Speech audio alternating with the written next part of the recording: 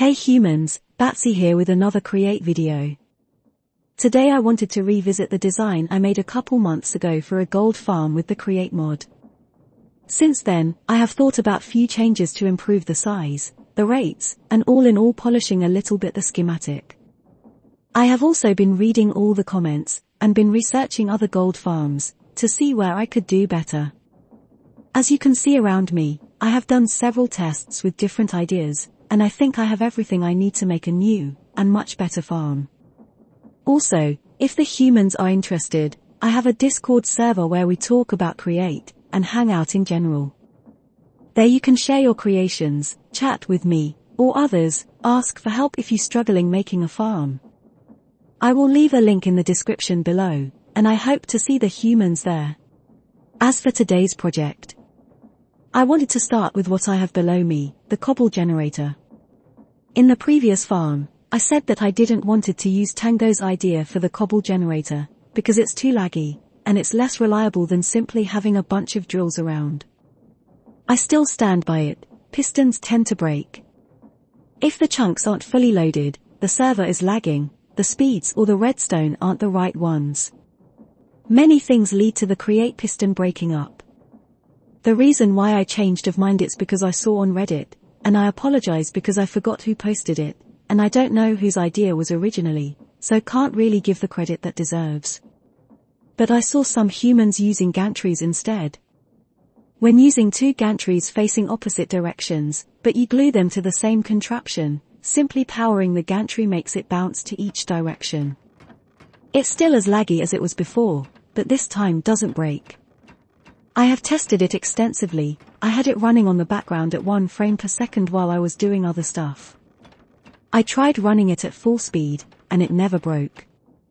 There are few things I don't like about it, but the stability improvement was a good enough change for me to revisit this idea.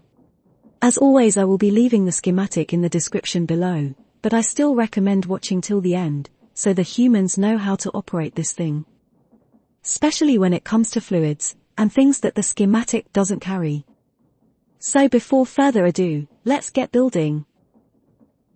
The first thing we should do is the cobble generator, since all of it depends on it. Like the previous one, I'm still going to use a vault to distribute the cobble to the crushers. It gives a good buffer, something much needed when we're producing a stack of cobble per second. And it's the easiest way to distribute evenly the cobble to all the crushers. Because we're using an entity to break the cobble, we're going to need funnels on the side to transfer the items into the vault.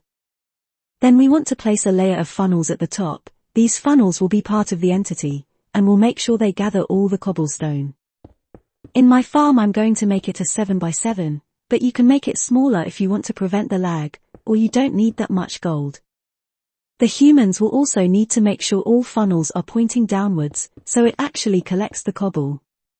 Next we want to place down a layer of trapdoors. We want to place the trapdoors at the top of the block above the cobble, make sure it's at the top, not the bottom of the block. And we place as many as we have funnels. Then we place one extra row on the side of it. And we also place one extra row of funnels too.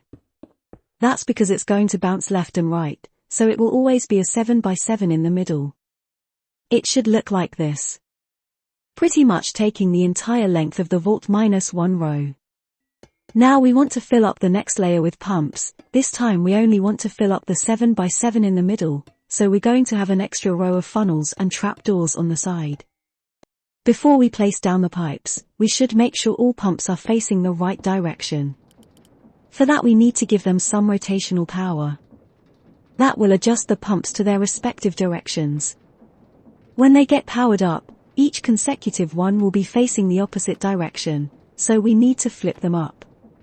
The human can notice I'm always leaving a gap between them. It's the best tip to know if they're all facing down. If you see an arrow facing down at the top, means the next one will have the arrow facing down at the bottom. I don't know how to explain it. I hope what you see on the screen makes enough sense for the humans. With that done, let's fill up the top of them with some pipes. Some people use tanks instead, but because we're making a 7x7, using tanks will be a bit awkward, and I also find pipes to be easier to manage the lava. With all the pipes placed down, we want to go to any of the sides, and extend a pipe down the middle row, exactly 5 blocks long. Now we place some trapdoors, or any block we want, and we put lava on it. Next we want to use the wrench to make it a straight line, so it's only connected to the side on the last pipe. That length will prevent the pumps from sucking up the lava. If we wait a little bit, we can see the lava already reached this corner. Don't worry that it already sucked up the lava, that's because water is not in place yet. Just don't be messing with the trapdoors like I did, and make sure the pumps are set to a low speed. Next we want to make the gantry part of the contraption. First we want to place 2 funnels in the middle. That will dump down all the items. Now we place any block in the middle, and we extend a gantry on each side. Make sure that both times you aiming at the middle block, so the gantries face opposite directions. Because the contraption is 1 extra row on the left side, we want to extend the gantry to the right side. Next we place both gantry carriages, with a gap between them. Then a barrel in the middle. Here you can use any block to connect them, but we need 1 single barrel anyway, so might as well. Next we glue everything together, which I know it doesn't look like it should work, but it will, even if it doesn't look connected. Going to place down few blocks, and some glass, so the items don't go everywhere, and might as well be able to see the items flowing. Now let's check if everything is working so far. I like using a clutch when testing things up, so we can stop it without having to break the motor every time. Also make sure the speed is at exactly 96. You can go lower, but if you go higher the funnels won't work properly. Okay. This isn't working. Right, I forgot to glue the gantries together. Now it's working perfectly. But of course nothing happened because silly me I forgot to place down the water, so let's do that really quick. First we want to surround the pipes with trapdoors. Now we place water on all the pipes. If you place the water down in the shape of an L, so, filling up 2 of the sides, it should spread along the rest, just like in vanilla Minecraft. Now place back the pipes, and the lava at the top. Now yes, it's generating some cobblestone. We need to give the pumps a moment, so they all have lava, but it's working fine. What it's not working are those 2 funnels. I think it might be because I didn't place them on the side instead. Well, not sure why that makes any difference, but it's working now. And might as well remove this block here, it's not needed anymore. Sweet, it's working perfectly. What I dislike are all those particles around, so to prevent that, I'm going to fill up the bottom with some slabs, and the sides of it with some trapdoors. Yeah, I think this is so much better. Not a huge fan of all those trapdoors, but better than messy particles. And this is pretty much it for the cobble generator. The next thing I changed from the previous design are the chutes that feed the crushers. You see, normal chutes move 16 items at a time, while smart chutes move 64, something most will know, of course. What I assumed wrongly is that, when a chute places 16 items on the crusher, it won't place any more till those 16 are done. I always assumed it's just gonna take a couple more ticks, but we'll place down 64 items in the crushers anyway. For that reason we also need to make sure we set the smart chutes at 64 items. So they all always get the highest amount possible. I have calculated that we need to fill up the entire length of the vault, minus 1 row. At least to consume the 7x7 cobble generator we made. Of course you might need more or less depending on the size you made. After that, we want to place another layer of chutes under it. With another layer of crushers. Some more chutes. And finally another vault. This one we can make it 1 row smaller. Thus far we taking the cobble, crushing it down to gravel, and crushing that down to sand and clay. Now we need to wash up that sand so it also becomes clay. First we have a funnel to burn the flint we get from the gravel. And for now I think 4 funnels for the rest should do. We still got room to add a couple more later. I'm going to leave that box of trapdoors for now to fill it with lava later. For now we want to extend some shafts under the funnels, and connect them all with belts. That will shoot out all the sand. Next we want to place any kind of block on the sides of the funnels, one block in front, and fill up the front of the funnels with iron bars.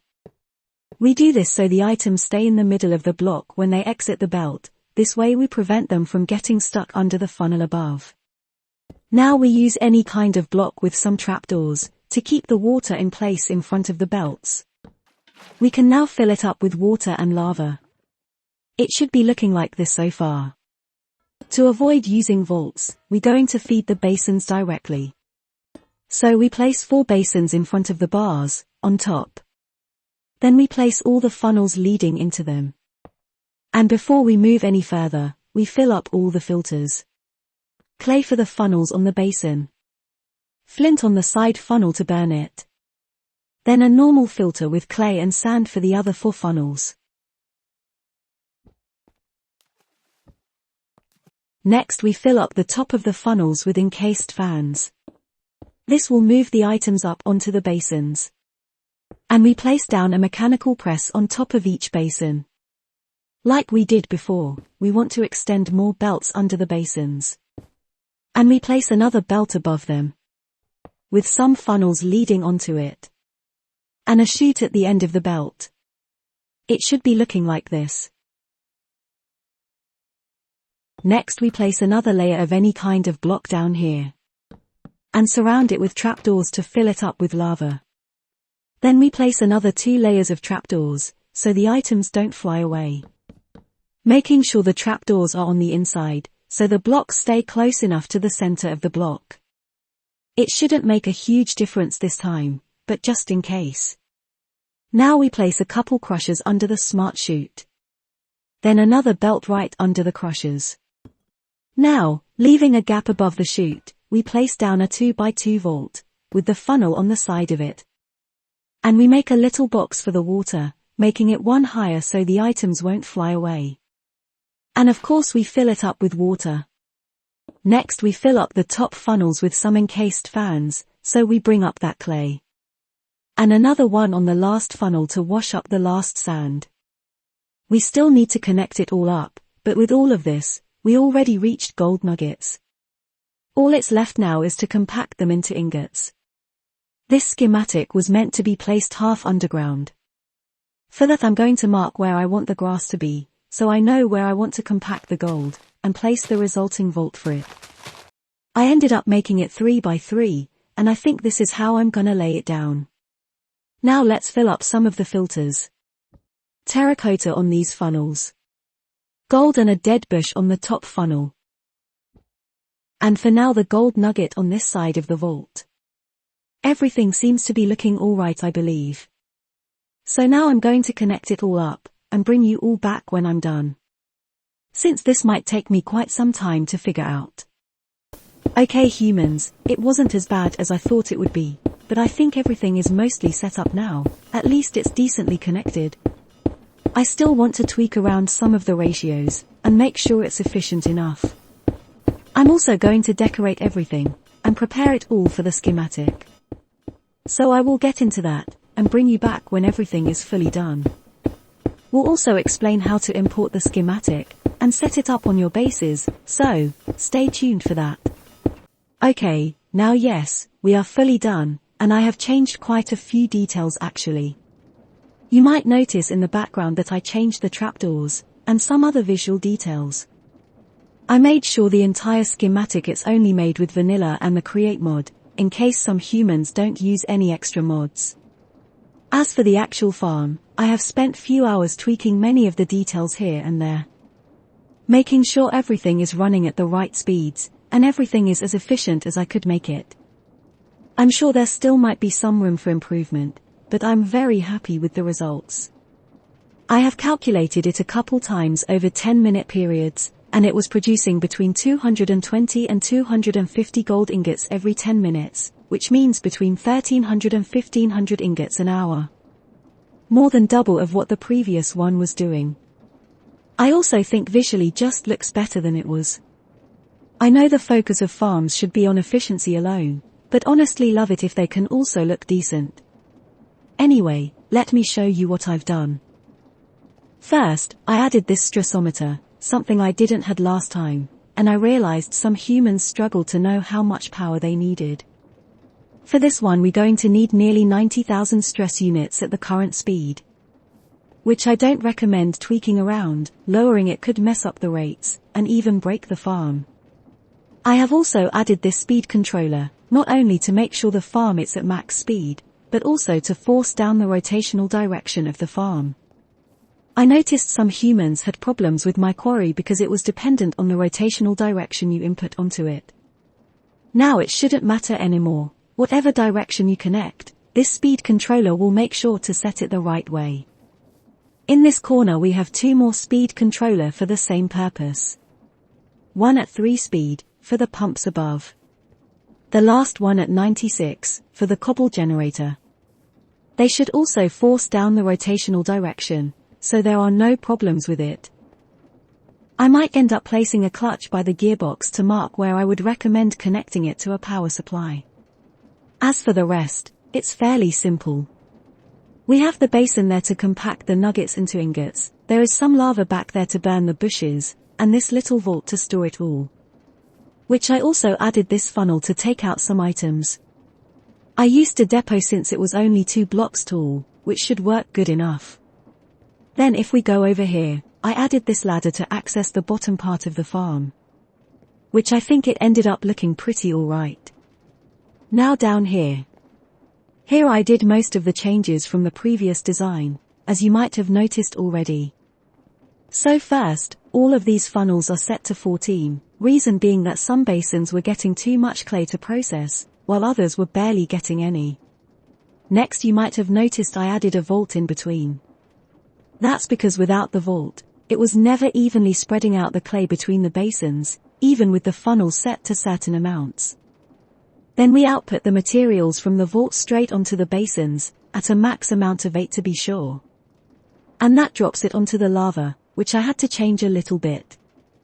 Because I couldn't lower the lava anymore, I just added some of these mangrove roots instead. It works perfectly fine. Those are all of the changes really, not many, but very necessary. The rest I pretty much made sure to leave it well illuminated, and decent looking. Oh yes, up here I also added this little vault, otherwise the belt clogs up, and also means we can set the chute at 64, which without something above it's not possible. As for the exterior, it's a pretty simple design really. I wanted to make sure to not overdo it, so the humans can fit it on their bases and decorate it to their liking. Pretty happy with how it looks. Okay, so, you download the schematic, and import it to your world, then what? First, I have made this entire block with stone. That's because, when you place down the schematic, make sure to not put any stone in the chests, that will make sure to not remove any of the ground of your base. Anything that is on the place of the stone will remain there. Same for the grass if you have some sort of flooring on your base. Once the cannon is done placing it down, the human should bring some water buckets and lava. First you need to come up here, on the cobble generator, and fill up 2 of the sides with water, that should spread the water along the entire section. Remember to fill up 2 consecutive sides, in an L shape. Then you go up the pipes and place down the lava where the trapdoors are. When that is done, you go down this ladder. Then right here, you want to place a water bucket. Keep in mind, oak trapdoors means water buckets, jungle trapdoors means lava buckets.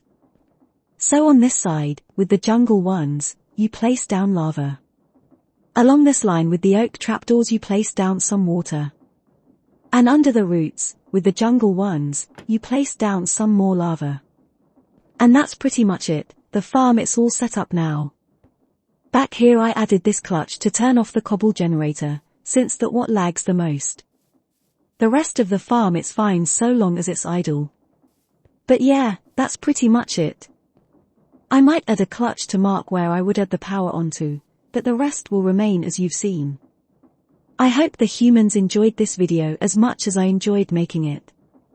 I think I will leave the gold farm for now. Unless I find something that improves this design massively. Don't forget to subscribe to the channel if you haven't already, and everyone is welcome to join the Discord channel. Everything will be linked in the description down below. Thank you all so much for watching, and I'll see you all next time.